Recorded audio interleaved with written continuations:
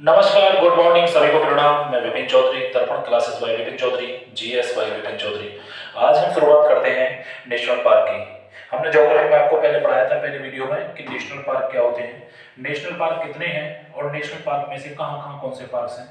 National park के बारे में मैं आपको बताना चाहूंगा कि नेशनल पार्क होते क्या है। नेशनल पार्क ये इकोलॉजी से भी जुड़ता है। नेशनल पार्क के बारे में मैं आपको बताना चाहूंगा।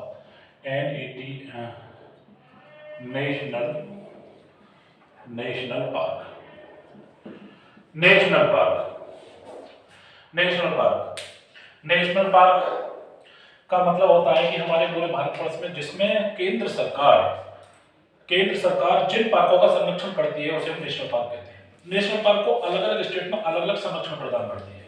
इसमें बिग फाइव मतलब कि 5 एनिमल्स ऐसे हैं जहां इनकी जैव विविधता पाई जाती है। उसी के आधार पर वहां उस जगह को संरक्षित करने के बाद में हर एक स्टेट में अलग अलग क्या बनाया जाता है, नेशनल पार्क बनाए जाते हैं। तो नेशनल पार्कों का मतलब है केंद्र सरकार उसका संरक्षण करती है, जीवों का संरक्षण करती है। जंगल में रहने वाले हाथी, चीता, बाघ, शेर, इन सब का जो है एक संरक्षण के लिए केंद्र सरकार ने उसे किया है। पहली बात सवाल बनता है कि भारत के अंदर कितने नेशनल पार्क हैं, तो लिखेंगे भारत में 100 नेशनल पार्क है। भारत में कितने? 100 नेशनल पार्क है। 100 नेशनल पार्क। अगली बात एक सवाल पड़ती है, इससे एक और अगला सवाल बनता है जिस सवाल के बारे में बताना चाहूंगा कि इसमें क्या एमपी में कितने पड़ते हैं? 11। और अंडमान निकोबार में जो एक द्वीपबार है अंडमान निकोबार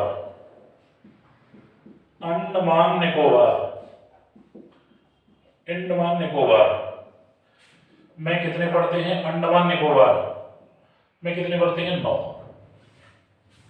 अंडमान निकोबार में 9 टोटल जो एक संख्या है। मध्य प्रदेश में 11, अंडमान निकोबार में। अब इनकी शुरुआत करते हैं किस स्टेट में। देखो भारत की मैं भौगोलिक स्थिति पहले बता चुका हूँ। सबसे ऊपर हिमालय के उत्तर के मैदान, उसके बाद में तटीय मैदान, तटीय बाद मतलब प्रायद्वीप पठार, फिर उसके बाद बर्फीले क्षेत्र, फिर उसके बाद द्वीप समूह। इस तरह से हमारे भारत की ज्योग्राफी को पूरी को बांटा हुआ है।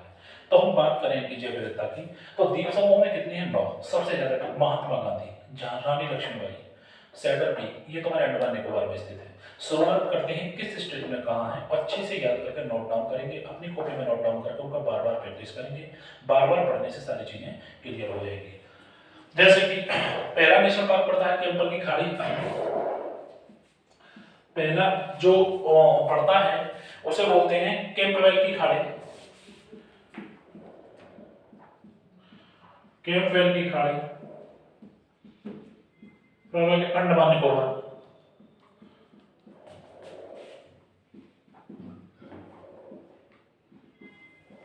Andaman Nicobar. Saddle peak,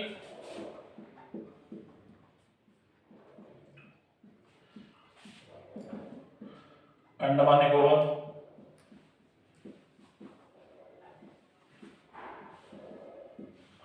saddle peak, Andaman Nicobar.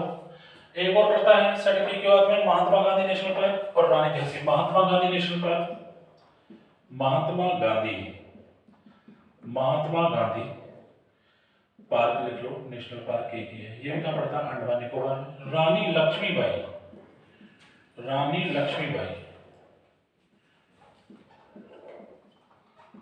National park जो है वो भी कहां पड़ता है तुम्हारा? अंडमान निकोबार के अंदर। उसके बाद में अगली हम बात कहते हैं नामदफा, अरुणाचल प्रदेश के अंदर।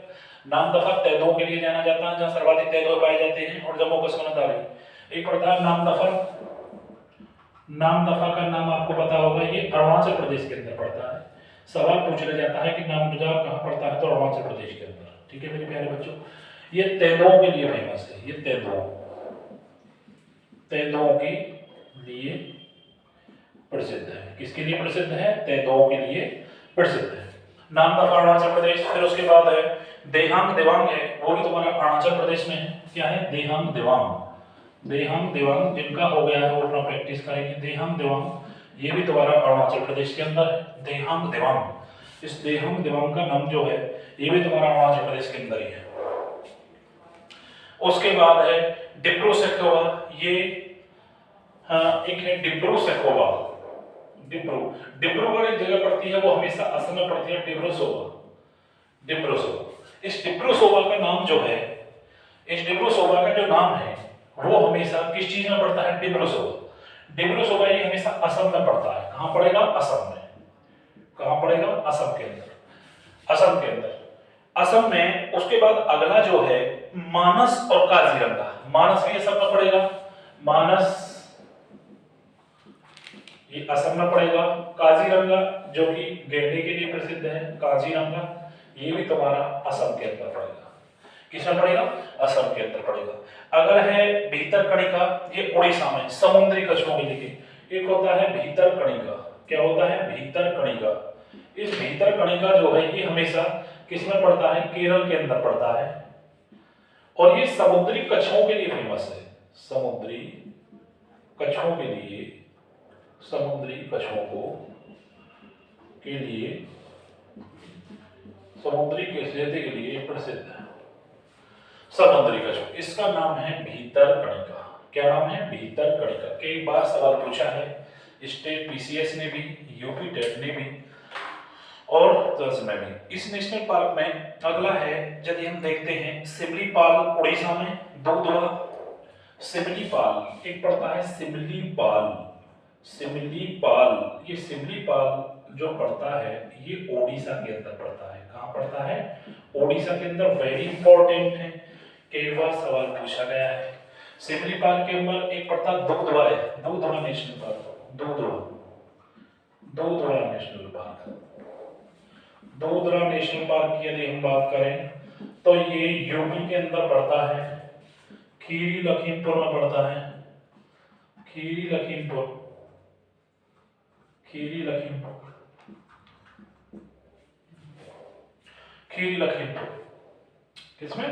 खीरी लखीमपुर। इसे हम पीछे से एडजस्ट करेंगे, ये तो आप सब लोग पढ़ ही चुके होंगे।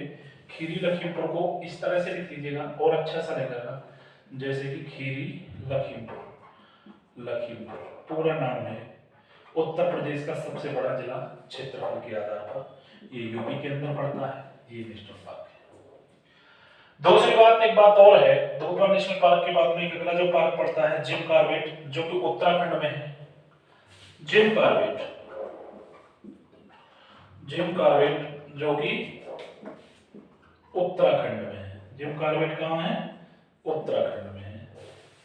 Rajaji national park, Rajaji, Rajaji national park जो इसका नाम बदला गया है वो भी कहां है? उत्तराखंड के अंदर। एक नंदा देवी, नंदा देवी भी कहां है? नंदा देवी की बात करें हम, दो भी कहां है? उत्तराखंड के। किसमें है?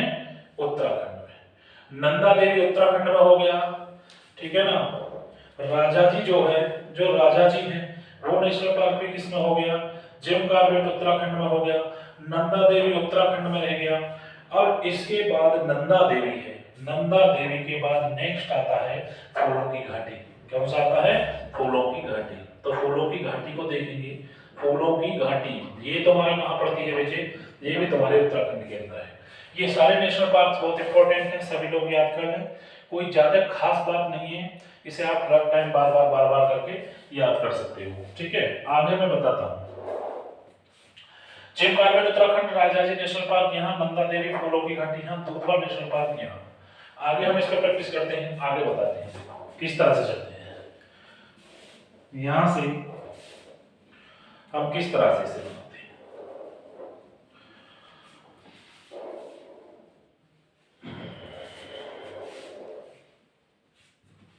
नेशनल एक दूसरी बात है फूलों की घाटी। पेरियार है केरल में जंगली हाथियों के लिए।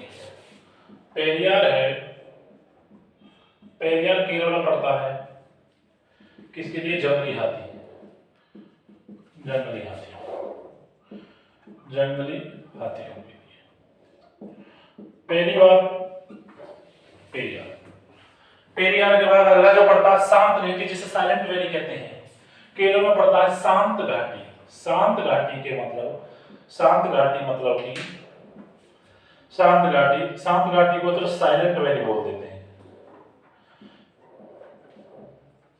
ये तुम्हारे केरल में पड़ती है शांत घाटी, साइलेंट वैली इसे कहते हैं। सर्वाधिक जैव विविधता इसमें पाई जाती है है ना। सर्वाधिक जैव विविधता, सबसे ज्यादा जीव तराई क्षेत्र है ना। सर्वाधिक जैव विविधता, ये पूछा गया सवाल है। सर्वाधिक जैव विविधता वाला, शोर न मचाने वाले, साइलेंट, शोर न मचाने वाले जीव रहते हैं, शोर न मचाने वाले, शोर न मचाने वाले,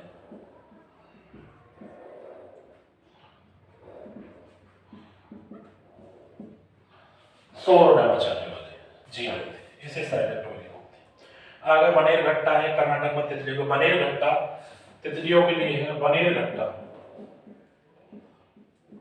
तितली कर्नाटक में पड़ेगा, राज्य कर्नाटक पूछ लिया जाए। तितली के लिए, तितली के लिए,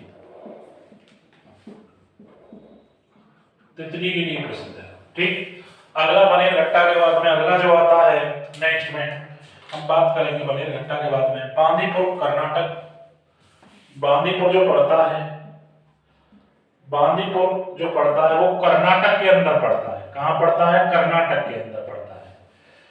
बांदीपुर का गिरी गुजरात में पड़ता है। गिरी कहां पड़ता है? गुजरात के अंदर। कहां पड़ेगा? गुजरात में। ये कितना से प्राकृतिक शेर रहते हैं, प्राकृतिक शेरों के लिए। किसके लिए? प्राकृतिक शेरों के लिए। जो लॉयड प्रोजेक्ट है, शेरों के लिए सर्वाधिक शेर गुजरात में पाए जाते हैं। फिर उसके बाद प्रोजेक्ट टाइगर में बात करें तो फिर अलग अलग स्टेट हो जाते हैं। कांगेर घाटी है छत्तीसगढ़, एक पड़ता है कांगेर घाटी। कांगेर घाटी मैंने मोटा मोटा लिखा है, शायद दिखाई ना दे। ये तुम्हारा छत्तीसगढ़ के अंदर पड़ती है। कहां पड़ती है? छत्तीसगढ़ के अंदर पड़ती है। कांगेर घाटी के बाद फिर अगली बात आप करेंगे मन्नार की घाटी तमिलनाडु में। मन्नार की घाटी, मन्नार की खाड़ी, मन्नार की खाड़ी गालो घाटी ये कहां पड़ती है? नीचे जाएंगे तमिलनाडु के अंदर। क्या पड़ती है? तमिलनाडु में। तमिलनाडु में, तमिलनाडु में। कांगेर की घाटी के बाद तमिलनाडु हो गया। फिर उसके बाद सुंदरवन, आपको पता है सुंदरवन बंगाल में। सुंदरवन, सुंदरवन ये बंगाल के अंदर पड़ते हैं। कहां पड़ता है बच्चे? बंगाल में। एक बंगाल में और जगह होती है जिसका नाम लिखा था गोरुमारा, ये भी पश्चिमी बंगाल में पड़ता है। गोरुमारा, गोरु रे में से ही निकलेगा गोरुमारा, ये भी बंगाल के अंदर पड़ता है। बंगाल, बंगाल के अंदर। क्लियर? पेरियार फिर दोबारा से रिवीजन करेंगे। पेरियार मतलब एक नदी है और भरतपुजा, दो नदी बहुत फेमस है जो केरल के लिए सबसे बड़ी नदी मानी जाती है, सीधी अरब सागर में जाके गिरती है। इन्हीं नदियों के लिए इनका विशेष करके काम किया जाता है। और हेलो हेलो अच्छा, अगला यदि हम देखें ये शांत घाटी केरल की है, इसे साइलेंट वैली, शोर न मचाने वाले, इसीलिए इनका नाम साइलेंट वैली रखा गया है। एक बनेर घट्टा तितलियों के लिए फेमस है जो कर्नाटक में है। कहाँ है? कर्नाटक, मोटा सा कर्नाटक लिख लीजिएगा, कर्नाटक। बांदीपुर नेशनल पार्क कर्नाटक में है। गिरी गुजरात, प्राकृतिक शेरों के लिए जहां नेचुरल शेर पाए जाते हैं सबसे ज्यादा शेर। कांगेर की घाटी छत्तीसगढ़, मन्नार की खाड़ी तमिलनाडु में, सुंदरवन बंगाल में पाए जाते हैं, गेरोरमा भी बंगाल में पाया जाता है। तो मुझे लगता है कि सभी लोगों को बहुत अच्छे में समझ में आया होगा। और नेशनल पार्क 100 नेशनल पार्क हैं और सबसे ज्यादा नेशनल पार्क एमपी में है, उसके बाद फिर अंडमान निकोबार द्वीप समूह में है। सवाल ये भी पूछ लेता है कि किस स्टेट में सबसे ज्यादा, देखो जहां फॉरेस्ट ज्यादा होता है, जहां जंगल ज्यादा है, सर्वाधिक जंगल हमारे हर स्टेट में देखा जाए। सबसे ज्यादा जंगल मैंने आपको लास्ट पढ़ाया था किसमें? एमपी में। और सबसे कम कहां पाया जाता है? हरियाणा, हरियाणा, पंजाब और फिर उत्तर प्रदेश। ठीक है ना। वो मैं जंगल के बारे में आपको पहले पिछली वीडियो में आपको पढ़ा चुका हूँ। अब देखेंगे नेशनल पार्क के बाद में आगे देखेंगे जैसे कि आगे हमने भी इसमें देखा है नेशनल पार्क ही आपके चल रहे हैं। नेशनल पार्क में आपने देखा होगा अभी एक पेंच है, पेंच और एक नौक्रैक। पेंच जो पड़ता है वो दोनों में ही इसलिए इंपॉर्टेंट है क्योंकि ये एमपी मतलब मध्य प्रदेश प्लस महाराष्ट्र दोनों में पड़ता है। कहां पड़ता है? महाराष्ट्र दोनों में पड़ता है। एक प्रजाति है नौक्रैक, नौक्रैक, नौक्रैक, नौक्रैक जो है वो मेघालय में पाया जाता है। कहां पे है? मेघालय। तो भाई नौक्रैक बहुत पूछा जाता है, इसे भी आप ट्रिपल स्टार लगा लीजिएगा, बहुत इंपॉर्टेंट है। अभी तक आपने नेशनल पार्क पढ़े सारे, टोटल नेशनल पार्क जो प्रमुख नेशनल पार्क हैं टोटल 100 और बाकी जिनमें से प्रमुख और खास पूछे वाले थे मुगजी मैंने बता दिए। एक और पड़ता है इंद्रावती, को छत्तीसगढ़ में पड़ता है। इंद्रावती, इंद्रावती है ना, उसे भी लिख लीजिएगा, छत्तीसगढ़ में पड़ता है। कहां पड़ता है? छत्तीसगढ़ में पड़ता है। मोस्टली जो मैंने पूछे जाने वाले थे ये स्टेट पीसीएस आरओ ने भी पूछा है। तो लेकर छोटे से सिपाही कांस्टेबल से लेकर भी आप बड़े बड़े पेपर से दे सकते हो, ठीक है। अब इसके बाद मैंने आपको अभी तक नेशनल पार्क पढ़ा है। नेशनल पार्क किसे कहते हैं? नेशनल पार्क मतलब कि राष्ट्रीय पार्क। राष्ट्रीय पार्क जिनका संरक्षण केंद्र सरकार करती है। केंद्र सरकार में केंद्र वो जगह संरक्षित करती है जहां जंगल में बिग फाइव, शेर, चीता, हाथी, बाघ पाए जाते हैं। उन्हीं को फिर क्या कहते हैं? उसी चीज को संरक्षण करने के लिए वहां नेशनल पार्क बना देती है और कुछ संरक्षण के लिए कुछ व्यक्तियों को लगा देती है, ठीक है, और उन्हें 3 जोनों में बांट देती है। अब हम बात करते हैं इसके अभ्यारण्य की। अभ्यारण्य किसे कहते हैं? अभ्यारण्य उसे कहते हैं जिसमें राज्य सरकार जीव व वन्य जीव, पक्षी व वन्य जीव दोनों का संरक्षण प्रदान करती है, उसे हम अभ्यारण्य कहते हैं। क्या कहते हैं? अभ्यारण्य कहते हैं। और इंग्लिश में से बायोस्फीयर कहते हैं जैव विविधता। एक पक्षी होते हैं, पक्षी जैसे कि चंद्रप्रभा वाराणसी उत्तर प्रदेश में सबसे ज्यादा पक्षियों के लिए फेमस है। नवाबगंज उन्नाव में उत्तर प्रदेश में स्थित है। ये दोनों बहुत प्रमुख हैं। उसके बाद वन्य जीव संस्थान। अच्छा, अब सवाल ये बनता है कि जब ईवीएस से कनेक्ट करते हैं, किसे ईवीएस से हमने कनेक्ट किया किसी ज्योग्राफी को, तो ईवीएस में एक बात आती है कि परिस्थितिक विज्ञान किससे संबंधित है? ज्योग्राफी से, जियो ज्योग्राफी से संबंधित। ज्योग्राफी को कनेक्ट किया है इसमें। पर्यावरण ईवीएस इसी से कनेक्टेड है, एटमॉस्फेयर वगैरह सब। जो चीज आप इसमें पढ़ेंगे वो ईवीएस में भी पढ़ेंगे। जिसका ज्योग्राफी अच्छा होगा ऑब्वियसली उसका ईवीएस भी बहुत अच्छा होगा। ध्यान करेंगे, सबसे पहली बात हमारे यहाँ पर्यावरण है, जो इन्वायरमेंट है इसके लिए प्रोटेक्शन दिया गया, मतलब पर्यावरण संरक्षण अधिनियम बना।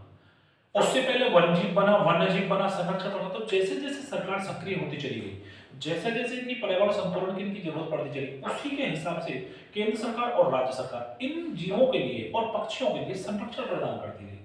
क्या प्रदान करती गई? संरक्षण प्रदान करती गई। उसके बारे में हम फिर आपसे दोबारा बताते हैं। देखिए, सवाल 2 तरह से पूछे। एक सवाल पर्यावरण संरक्षण अधिनियम कब लागू होता है, एक वन्यजीव संरक्षण कब लागू होता है, और एक वन्यजीव संरक्षण कब लागू होता है। सवाल के 2 तरीके हैं और उन्हें कभी कभार क्रोनोलॉजिकल पूछने के लिए या मिलान करने के लिए भी पूछा जाता है, तो मोस्टली बच्चे उसमें गलत करते हैं। तो इस बात को समझ लीजिए, आज से कभी सवाल गलत नहीं होना चाहिए। देखिए, पर्यावरण कैसे है? पर्यावरण यदि आपसे पूछता है पर्यावरण संरक्षण, पर्यावरण संरक्षण अधिनियम मतलब जो कानून बना था, पर्यावरण संरक्षण अधिनियम कब लागू हुआ था?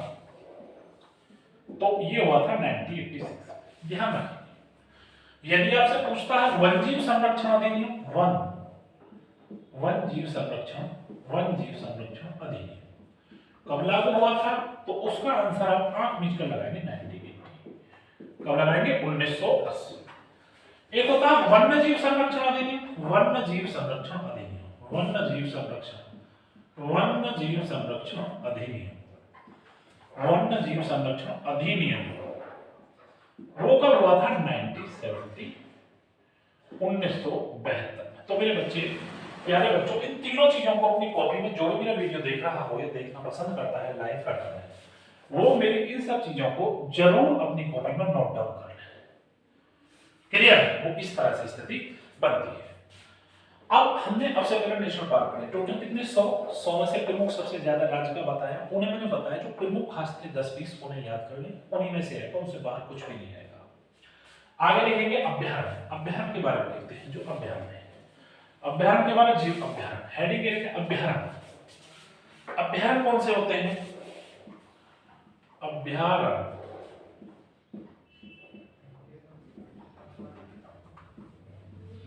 अभ्यारण्य के बाद क्या होता है? पहली बात तो इसका फर्क ये होता है इसमें कि राज्य सरकार का संरक्षण प्रदान करती है। भारत में कितने संरक्षण है? कम से कम 500। कितने हैं? 500। दूसरी बात, एक चीज और है, इसका उद्देश्य वन्य जंतुओं को संरक्षण प्रदान करना होता है, ठीक है ना। सर्वाधिक इसमें भी क्या है? 100 अंडमान निकोबार में है। कितने हैं? 100 अंडमान निकोबार। और अभ्यारण्य 2 प्रकार के होते हैं। तो अभ्यारण्य की शुरुआत हम कहां से करते हैं? देखें, संरक्षण कौन प्रदान करता है? प्रदेश सरकार। प्रदेश सरकार चिन्हित करेगी, प्रदेश सरकार इसको मानेगी, प्रदेश सरकार इसे चिन्हित करेगी। नंबर 1 बात। दूसरी बात, तीसरी बात क्या है कि संरक्षण का काम क्या है, वन्य जीवों को संरक्षण प्रदान करना। सरकार द्वारा वन्य जीवों को संरक्षण प्रदान करना। क्या है? संरक्षण प्रदान करना। दूसरी बात है, भारत में कितने पाए जाते हैं? 500 अभ्यारण्य पाए जाते हैं। अभ्यारण्य है 500 अभ्यारण्य। पहली बात, वेरी इंपॉर्टेंट सवाल इससे दो बनता है कि संरक्षण कौन करती है? प्रदेश सरकार। आखिर है क्या? सरकार द्वारा वन्य जीवों को संरक्षण प्रदान करना। अब अभ्यारण्य भी दो प्रकार के टाइप्स होते हैं इसके। इसमें जो भारत में टोटल 500 अंडमान निकोबार में होते हैं। अंडमान निकोबार में। किसने? 100 अंडमान निकोबार में। इसमें भी अंडमान निकोबार का बड़ा विशेष स्थान है। 100 अभ्यारण्य अंडमान निकोबार में। ठीक है, तो अभ्यारण्य दो प्रकार के होते हैं। कितने के होते हैं? दो प्रकार। अभ्यारण्य की बात करें हम, दो प्रकार के होते हैं। एक तो होते हैं पक्षी संरक्षण और एक होता है वन्य जीव संरक्षण। पक्षी अभ्यारण्य और एक होता है वन्य जीव अभ्यारण्य। तो पक्षी अभ्यारण्य को जो है यहां से दो लिखेंगे, पक्षी अभ्यारण्य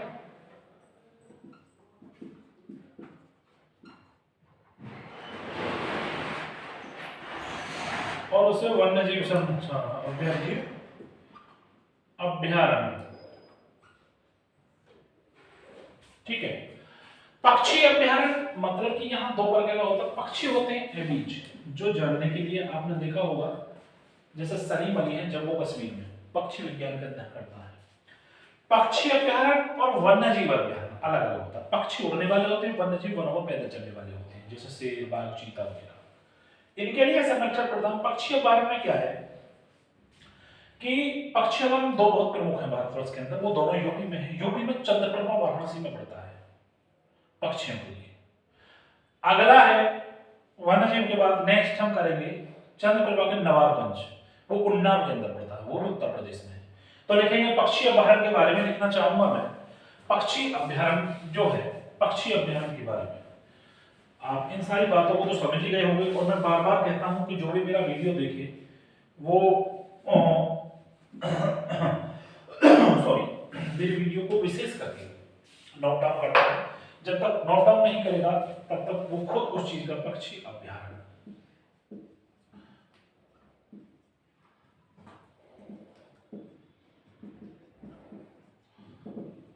ये दो प्रमुख है, दो में पहला है चंद्रप्रभा। चंद्रप्रभा ये तुम्हारा वाराणसी के अंदर पड़ता है। दूसरा है नवाबगंज। ये तुम्हारा उन्नाव के अंदर पड़ता है। ये भी यूपी में पड़ता है और ये भी यूपी में पड़ता है। ये प्रमुख हैं जिनके लिए राज्य सरकार विशेष तौर पर जो इनके लिए संरक्षण प्रदान करती है। इसे गंज को ऐसे लिखिए, नवाबगंज। अब आप में उन्नाव के लिए भी, वाराणसी के लिए पक्षी अभ्यारण्य ऐसा होता है। एक होता है वन्य जीव अभ्यारण्य। वन्य जीव अभ्यारण्य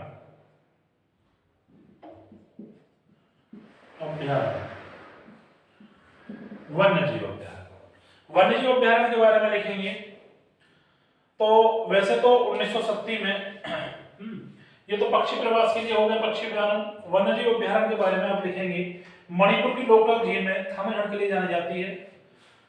और 1970 में 1970 में बहुत प्यारा सा एक जीव है हंगुल हिरण परियोजना का प्रारंभ हुआ था। हरि योजना परियोजना का क्या हुआ था? प्रारंभ हुआ था 1970 में, हंगुल परियोजना। नेक्स्ट उसके बाद में मणिपुर की लोकटक भी थामीगढ़ के लिए जाती है। मणिपुर की जो झील है, मणिपुर की लोकटक झील बहुत प्रमुख झील है। लोकटक झील थामिन हिरण के लिए जानी जाती है। इसके लिए थामिन हिरण के लिए जानी जाती है। थामिन हिरण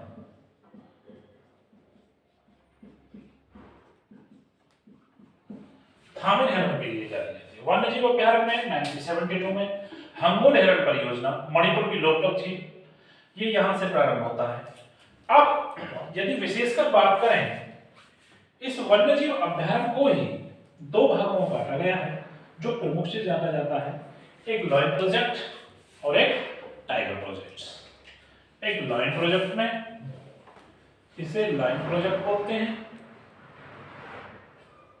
और इसे टाइगर प्रोजेक्ट बोलते हैं। क्या बोलते हैं? टाइगर प्रोजेक्ट बोलते हैं। टाइगर प्रोजेक्ट, ठीक। लॉयन प्रोजेक्ट और टाइगर प्रोजेक्ट को अलग अलग किया गया है। अब बात करते हैं सबसे पहले हम लॉयन प्रोजेक्ट की। लॉयन प्रोजेक्ट है क्या? पहली बात, इसकी जो शुरुआत कब की गई? इसकी शुरुआत 1972 में लॉयन प्रोजेक्ट को प्रारंभ किया गया और वर्तमान में 523 से 1972 में इसे प्रारंभ किया गया। क्या किया गया? प्रारंभ किया गया। वर्तमान में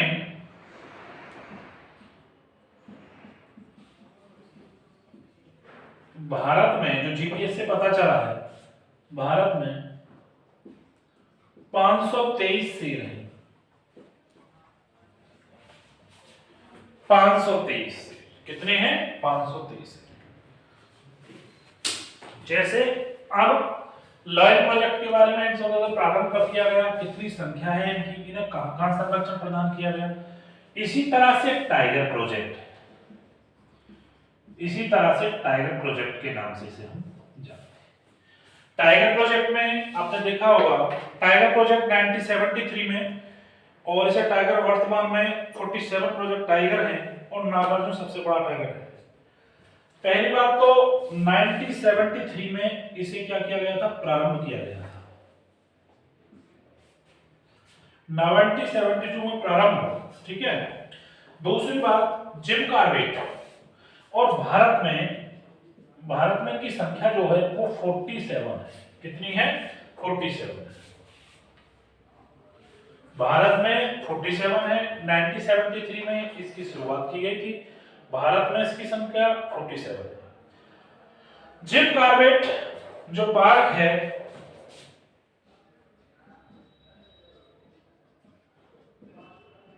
जिम कॉर्बेट पार्क